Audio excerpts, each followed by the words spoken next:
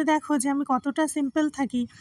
তো কি বলো তো, আমার গুড ইভিনিং বন্ধুরা। সানডে স্পেশাল একটা সেলফ কেয়ার ভিডিও তোমাদের সাথে শেয়ার করছি। বাজে এখন বিকাল ৫টা। বহু দিন বহু যুগ পরে বলতে পারো এরকম নেল পালিশ পরছি। এই জিনিসটাই আমার ভীষণ পরিমাণে কম কেনা হয়, কম পরা হয়। জানি না, আমার খুব একটা ভালো লাগে না। ওই খালি নখ থাকে সেই ঠিক আছে, কেন জানো তো? ওই হাতে পায়ে পরি ঠিকই, কিন্তু কখন যে কার সাথে কথা বলতে বলতে, বিশেষ করে হাতেরটা ওই যে খুঁচে খুঁচে উঠিয়ে ফেলি, এই বদ অভ্যেসটা কার কার আছে বলো তো? আমার তো ভীষণ রকম আছে, আজও পর্যন্ত তা ঠিক হলো না।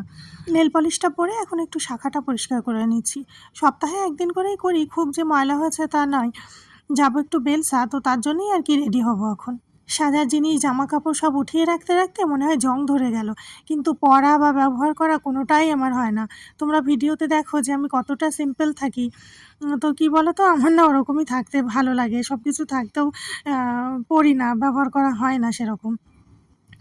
আর এখন দেখছো যে একটা অন্য সালোয়ার পরে আছি। আসলে যে জামাটা আমি বার করে রেখেছি একটু আগে তোমরা দেখলে, তো ওটা না একটু টাইট হয়ে গেছে, আমি পরে দেখলাম। সবটাই যদিও বিয়ের আগের, তো এখন যে সালোয়ারটা পরে আছি এটাও কিন্তু বিয়ের আগের।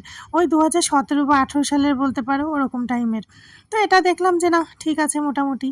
তো এখন রেডি সেডি হয়ে কত মনে আশা নিয়ে বেশ গান গাচ্ছি আর মনে মনে আনন্দ করে সাজুগুজু করছি।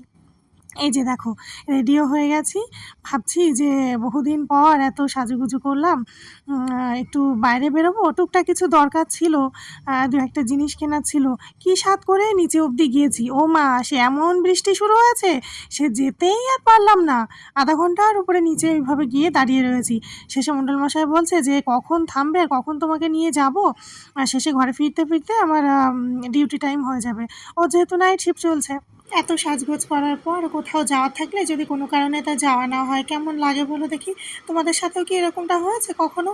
তো দেখো, তারপরে মনমরা হয়ে ঘরে চলে আসলাম। আর এখন বসে বসে বাসি জিলাপি, ডাল ভাজা এগুলো ছিল, এগুলো আর কি বসে বসে খাচ্ছি।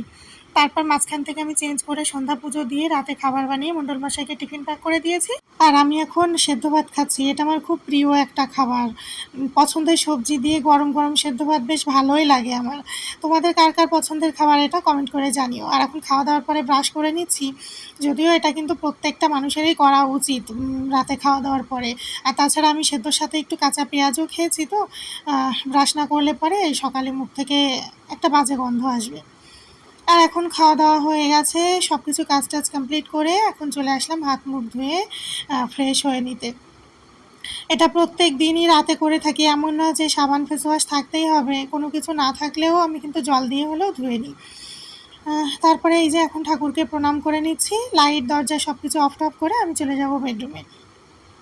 জানি আজকের ভিডিওতে তেমন কিছুই তোমাদের সাথে শেয়ার করতে পারিনি, হয়তো তোমাদের ভালোও লাগেনি। তবুও বলবো যে কেমন লাগলো কমেন্ট করে জানিও। ভালো যদি লাগে তাহলে একটা লাইক অন্তত করে দিও। আর কেমন লেগেছে তোমাদের কমেন্ট করে জানিও। দেখা হচ্ছে নেক্সট একটা সুন্দর ভিডিওর সাথে। ততক্ষণ পর্যন্ত তোমরা সবাই খুব ভালো থেকো, সুস্থ থেকো। Good night, tata.